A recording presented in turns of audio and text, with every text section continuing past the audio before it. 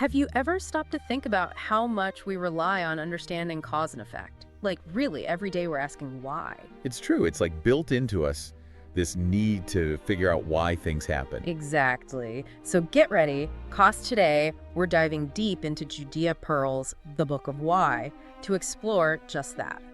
This is a good one. It's a fascinating look at causality, and it's especially interesting coming from Pearl's background. Yeah, you don't necessarily expect a computer scientist and AI pioneer to write the book on, well, why. Right. But honestly, that unique perspective is what makes his approach so interesting.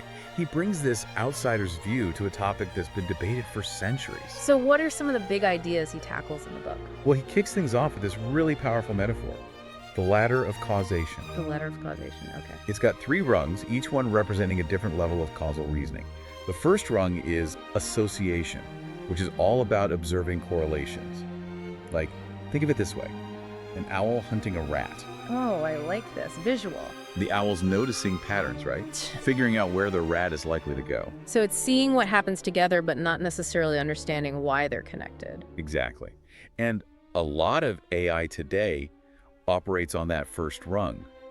Pearl uses the example of a Go program that learned to win at an incredible level. Oh, wow. I've heard of these programs. They're insane. Yeah, they're amazing, but they don't actually understand the strategy, They just know what patterns tend to lead to victory. So they know the what, but not the why. Right. It's powerful, but limited. Okay, so what about the next rung on this ladder? That's intervention, where we start to consider the effects of actions. And believe it or not, a great example of this is the story of Daniel in the Bible. Wait, really? Yeah.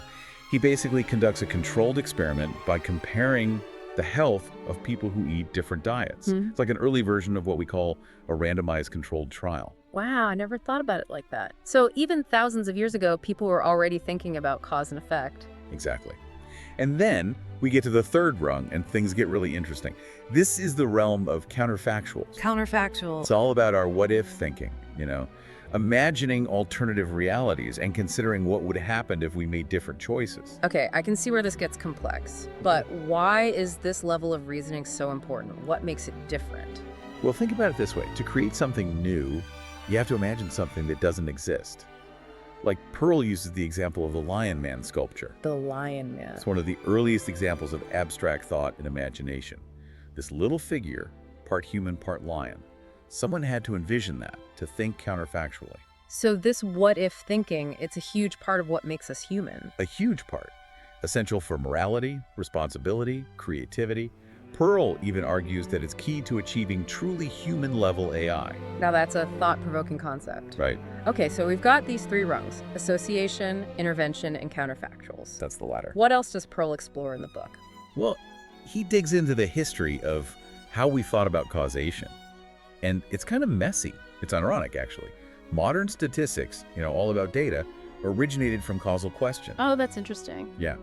Statisticians, like Pearson, they were trying to understand heredity.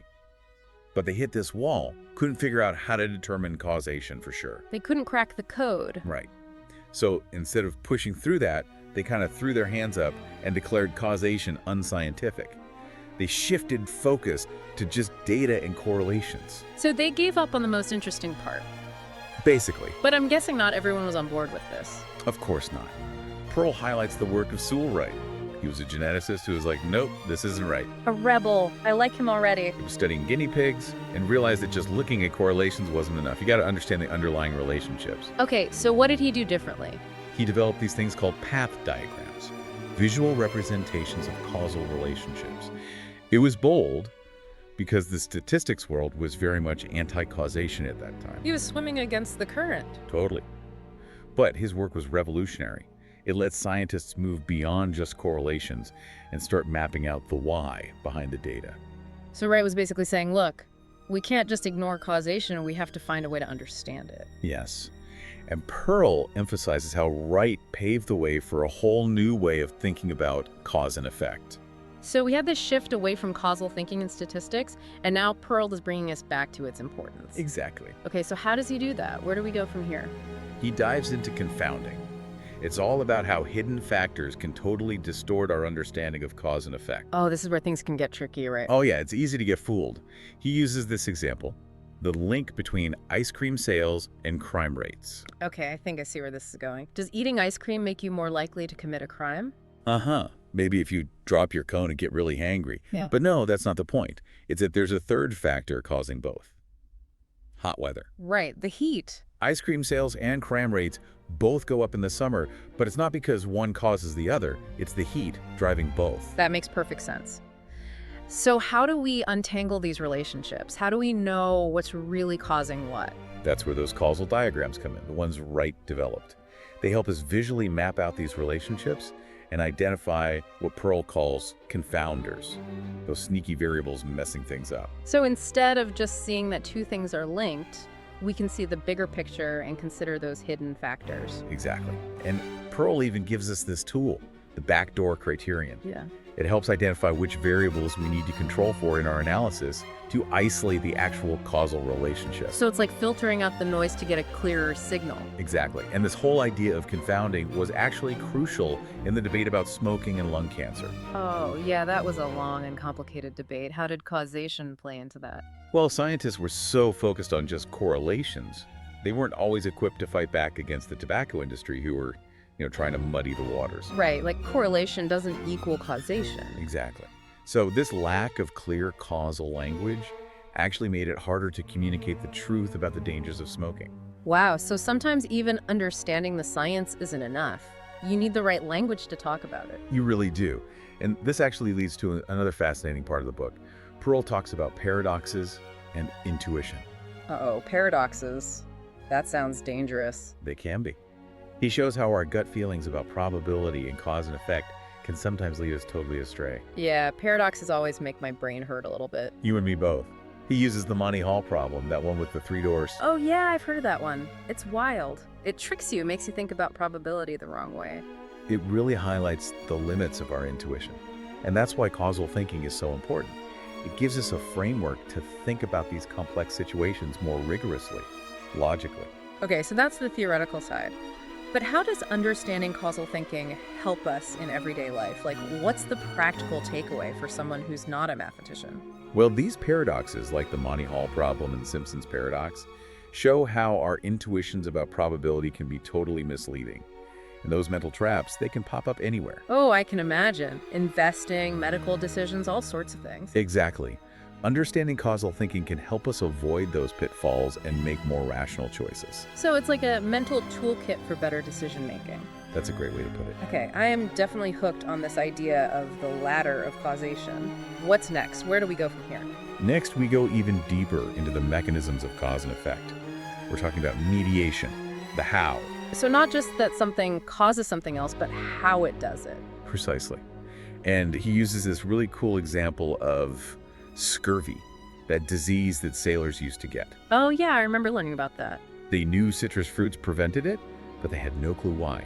They were missing a crucial piece of the puzzle. They had the what, but not the how. Exactly. They didn't realize it was the vitamin C in citrus fruits that was the key. Yeah. They were focused on the fruit itself, not the underlying mechanism. So understanding mediation is about identifying those key links in the chain, right? Like dominoes falling one after another. Perfect analogy. And it's not just about scientific curiosity. This how is critical for making effective interventions and policy decisions. Right. If you don't know how something works, how can you fix it? You can't. It's like trying to fix a leaky faucet without knowing where the pipes are. Totally. Okay, so where else does Pearl take this idea of mediation? He looks at the work of Barbara Burks. She was a pioneer who studied nature versus nurture way back in the early 20th century. Wow, way ahead of her time. What did she find? She was looking at the influence of parental intelligence on a child's intelligence. And get this, she warned against controlling for the wrong variables in research. Interesting. So sometimes trying to isolate a variable can actually lead to misleading results. That's exactly what she was saying. Burks realized how important it is to understand the causal relationships between variables, not just control for anything and everything. She was a trailblazer. She really was. Okay, well, we've covered a lot of ground here. I'm starting to see the world through a whole new causal lens. That's great to hear. But we're just getting started. Oh, there's more. Oh, yeah. There's so much more to explore in the Book of Why. Well, I'm ready. Let's keep climbing this ladder. I'm with you. So we've talked about how important it is to understand the how of causal relationships, but what about when we can't directly observe or manipulate the cause we're interested in? That sounds tricky. Can you give an example? Imagine you're trying to study the effectiveness of a job training program. You want to know if participating in the program actually leads to higher earnings. Okay, makes sense. But here's the thing. Not everyone who signs up actually attends the training sessions. Oh, right. So you can't just assume signing up means they got the training. Exactly. So how do you isolate the effect of the program itself when you have that intermediate step? Good question. That's where something called the front door criterion comes in. It's this technique for identifying the causal effect even when there's this kind of middle step, what Pearl calls a mediator. Okay, so how does the front door criterion work? Well, you need to find a variable that's influenced by the treatment, like signing up for the program, but doesn't directly affect the outcome earnings except through that mediator actually attending the training sessions. So it's like finding a back entrance to the causal relationship. Yeah, exactly. A way to isolate the effect of the program itself without being able to directly control who shows up for the training. I see. So in this example, the variable they used was whether or not someone actually went to the training sessions. Exactly. And by looking at the data in a specific way, taking into account that front door variable, they could figure out the real impact of the program. So it's like controlling for the fact that some people who sign up might not actually participate. Precisely. And that actually leads us to one of Pearl's most powerful tools for navigating these complex causal pathways. It's called the do calculus. Do calculus. Okay, this is where I might need to brush up on my algebra. Don't worry, no hardcore math here. Oh.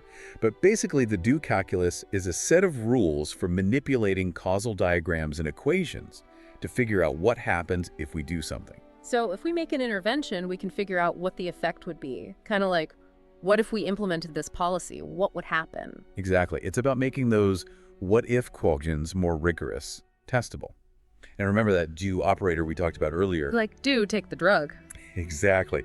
The do calculus helps translate those do statements into math that we can then use to estimate the effects of different actions. So it's a way to bring those what-if questions into the realm of science. Test them out, see what happens. You got it. It's really elegant once you get past the initial, jargon. Pearl even tells this story about sketching out a proof of the do calculus on a napkin for another statistician. A napkin? Wow, that's some serious dedication. So the do calculus is like a language we can use to talk about cause and effect, to ask these really specific questions about what would happen if. I love that. A language for cause and effect. It lets us explore those possibilities and make more informed decisions based on those potential outcomes. So where are we seeing the do calculus being used in the real world? What are the practical applications? One of the coolest is in the realm of instrumental variables. It's this technique that's been around for ages in economics and other fields, but Pearl gives us a whole new way to understand it. Okay, break down instrumental variables for me, because that sounds a little intimidating. Sure. Imagine you want to study the effect of something, but you can't directly manipulate it for ethical or practical reasons. An instrumental variable is something you can manipulate that influences your variable of interest, but doesn't directly affect the outcome you're measuring. So it's like a workaround, an indirect way of getting at the causal effect. Exactly. He uses this awesome historical example. John Snow, the guy who figured out cholera was spread by water. Oh, right, yeah. Well, he suspected contaminated water was causing the outbreak, but he couldn't just go and, change the water supply directly. So how did he prove his theory? He found an instrumental variable, the water companies supplying different neighborhoods. Some companies got their water from more polluted parts of the Thames River than others. Ah, smart. So he could see the differences between those neighborhoods. Exactly. And he observed that people getting their water from the more polluted sources were way more likely to get cholera. Even though he couldn't control water purity directly, he found this clever way to demonstrate the link. That's brilliant. So this technique developed over 150 years ago is still super relevant today. Oh, absolutely. Causal inference gives us these powerful tools for understanding the world, and they really stand the test of time. That's amazing. Okay, so we've climbed the ladder of causation. We've talked about confounding, paradoxes, mediation. We even tackled the do calculus. What else is there? Where do we go from here? Well, we've reached the peak. This is the realm of counterfactuals, the what-ifs. It lets us imagine alternative realities and think about really big questions, like responsibility, blame, even free will. Okay, I'm ready. Bring on the counterfactuals. Pearl starts this section by tackling a really basic question. What is a counterfactual? He takes us all the way back to the 18th century to the philosopher David Hume. Wow, so even back then, people were trying to wrap their heads around this idea of what if things had been different. Oh yeah, they were wrestling with it. Hume argued that we judge something to be a cause if, had it not occurred, the effect wouldn't have happened either. So like we see an earthquake and then a tsunami. We know the earthquake caused the tsunami because if the earthquake hadn't happened, there wouldn't have been a tsunami. Exactly. It's intuitive. But how do we go beyond intuition? How do we actually quantify these counterfactuals, make them measurable? Yeah, how do we get at that? That's where it gets really cool. Pearl brings in the concept of potential outcomes. Potential outcomes. It actually goes back to the 1920s. A statistician named Jerzy Neyman was studying agricultural experiments. He realized that for each plot of land, there were multiple possible yields depending on which treatment was applied. So it's like all the different possibilities, right? Almost like parallel universes where different choices lead to different outcomes. Yes, and Pearl shows how we can actually represent these potential outcomes mathematically and connect them back to those causal diagrams we talked about. He's pulling together philosophy, statistics, and computer science all into one big framework. Now that's exciting. So how do we actually use these potential outcomes to understand those really complex, messy, real-world problems? It allows us to ask some really tough questions. He talks about the work of Donald Rubin, who developed a framework for causal inference based on these potential outcomes. His works had a huge impact on medicine and social science research. Okay, but you said there are limitations to Rubin's approach. Right. One of the key limitations is this assumption of ignorability. It basically means we're assuming there are no hidden factors influencing both the treatment and the outcome. So basically, are you saying that in the real world, it's rarely that simple? Exactly. It's a big assumption to make.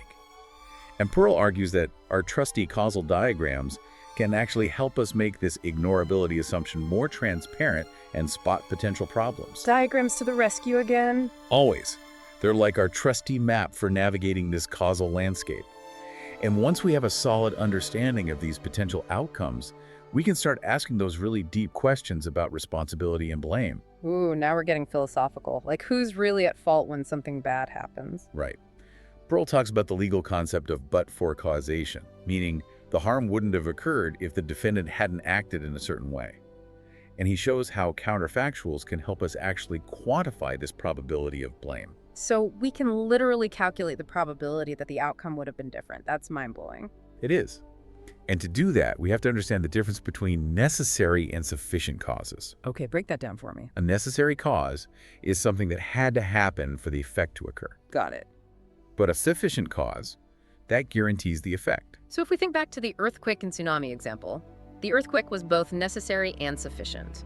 It had to happen for the tsunami to occur, and once it did, the tsunami was guaranteed. Exactly. But in many real-world situations, it's not that clear-cut. Right, more nuance. Exactly. He uses this example of someone striking a match in a room full of oxygen. Then a fire starts. Was the match the cause? Well, I mean, you need both the match and the oxygen, right? Exactly. The match was a necessary cause. No match, no fire. But the oxygen was also necessary. And the combo, match plus oxygen, that was sufficient to cause the fire. So sometimes it's tricky to figure out who or what is really responsible. It's not always just one thing. Right. And this whole idea, necessary versus sufficient, it's crucial for understanding complex issues like, say, climate change. Okay, so how do counterfactuals apply to something as big and complex as climate change? For a long time, scientists have been hesitant to say that any specific weather event, like a hurricane or a heat wave, was caused by climate change. They've mostly talked about trends and probabilities. Right, because it's hard to pinpoint exactly how climate change contributes to any single event. Right, it's complex. But Pearl says counterfactuals can actually help bridge that gap. He points to this study that looked at that crazy heat wave in Europe in 2003. Oh, yeah. Wasn't that really devastating? It was. Thousands of people died. The researchers used counterfactual analysis to try and estimate the probability that that heat wave was caused by human-induced climate change. So they're asking, what if we hadn't messed with the climate? Would this heat wave still have happened? Exactly. And they found a very high probability that human actions were a necessary cause for that specific heat wave. Wow, that's heavy. It makes the whole thing feel a lot more real, you know? It does. And it shows how this counterfactual thinking can help us understand the past and make better decisions for the future. Okay, well, this has been a whirlwind tour of causal inference, from ancient philosophy to cutting-edge AI. And we've only just begun to scratch the surface. But that brings us to the end of part 2. Join us next time as we continue exploring the Book of Why and delve into the implications of Pearl's work for the future of AI and our understanding of the world around us. Welcome back to our deep dive into the Book of Why. Last time, we were getting deep into counterfactuals, those what-ifs. Yeah, and how they connect to some pretty big questions about responsibility and even, climate change. Exactly. But it sounds like things get even more mind-blowing as Pearl starts connecting these ideas to artificial intelligence. Oh yeah, AI is where it gets really interesting. So how does this whole causal thinking thing, how does that apply to actually developing AI? Well, Pearl says we're in the middle of what he calls a causal revolution, like a fundamental shift in how we approach science, technology, even how we think about ourselves. A causal revolution, okay.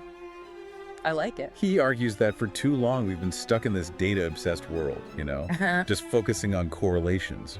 But it's not enough. Right, it's not enough to just see what happens together. You have to understand the why. Exactly. To really understand the world and make better decisions, we need to embrace this causal thinking. And you're saying this has implications for everything, from AI to even tackling big global challenges like climate change. It really does. Pearl really drives home the point that it's not just about abstract equations, it's about using those equations to understand the world better, make a positive impact. Okay, so how do we get there? How do we use this knowledge to shape a better future? Well, Pearl believes that teaching machines to actually think causally is essential if we ever want to achieve human-level AI. So we're not just talking about building machines that can, process data faster than us. It's about building machines that can think more like us. Yeah, that's the big goal. Imagine machines that could understand cause and effect. Machines that could imagine those alternative realities, make decisions based on that deeper understanding. It's both exciting and, I gotta say, a little bit scary. What would it even mean to have machines that can grasp the why behind things? That's a great question. It's one we all need to be asking ourselves. Pearl even touches on the idea of free will. Oh, wow. Free will. Now we're getting into some really deep philosophical territory. Right. And it gets complicated. He's not saying machines will necessarily experience free will the same way we do, but he wonders if they might need to emulate it to interact with us effectively. So, to make sense to us, to be able to explain their decisions in a way that we understand. Exactly. Think about a future where we have robots working with us, making decisions that could impact our lives. Wouldn't we want them to be able to explain their reasoning? Yeah, it would be pretty unsettling to have a robot make a decision that affects you, and then when you ask, why did you do that? It just kind of shrugs its shoulders. It's like, take some responsibility. Exactly. And that sense of responsibility, it's tied to the ability to think counterfactually, to think about what would have happened if a different choice had been made. So teaching machines to think causally, it's not just about making them smarter, it's about making them more like us, more relatable, more accountable. I think that's a great way to put it. It's about closing that gap between human intelligence and artificial intelligence. Okay, so this idea of beneficial AI, it sounds way more hopeful than some of the dystopian AI scenarios that we hear about. It really is. It's rooted in the understanding that why matters.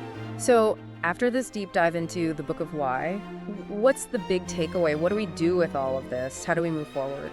I think the most important thing is that causal thinking, it's not just for scientists and mathematicians, it's for everyone. It's this fundamental way of making sense of the world around us, understanding our actions, making better choices. It's about remembering the power of why. Yes. Exactly. And Pearl, he gives us the tools we need to do that. He's encouraging us to stop just passively observing and start really thinking about those causal connections, the things that drive events in our lives. It's about asking the right questions, seeking those deeper explanations. It is. And it's about approaching the world with a sense of curiosity and wonder. Never stop asking why. Great advice. Well, this has been an incredible journey. Thanks for joining us. And to all our listeners out there, remember, never stop asking why.